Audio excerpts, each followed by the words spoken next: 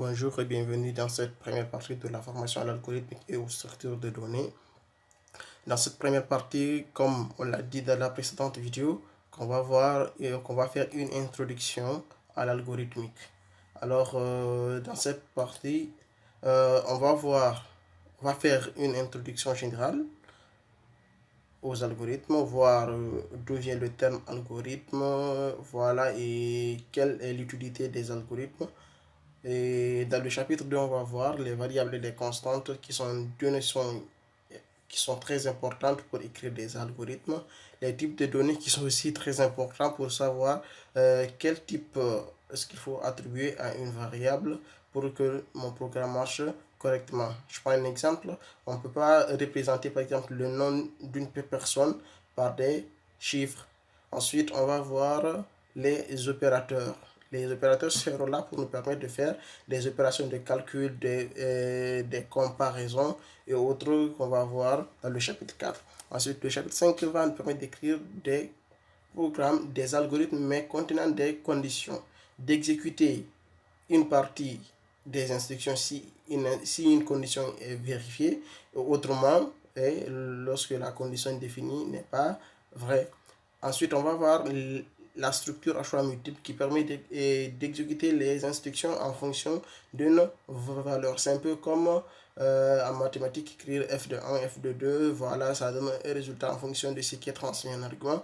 On va voir ça ensemble. Et ensuite, on a les structures itératives qui permettent de faire des exécutions répétées des instructions. Ensuite, la notion de tableau, chapitre 8 ici, c'est une notion ici qui est très importante lorsqu'on veut regrouper des informations de même type, voilà, sous un identificateur commun, ça facilite la manipulation. Ensuite, on va voir les structures qui permettent de représenter des informations un peu plus compliquées.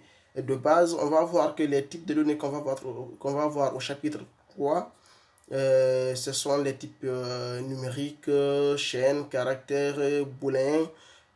Et donc, ce qu'on va voir ici, que si je prends une entité qui doit être gérée, par exemple un élève ou un étudiant a plusieurs informations. Il a un nom, un matricule, un prénom, une date de naissance. Donc toutes ces informations-là ne peuvent pas être, je ne peux pas dire qu'un étudiant peut être une chaîne de caractères. Je ne peux pas dire qu'un étudiant peut être un entier.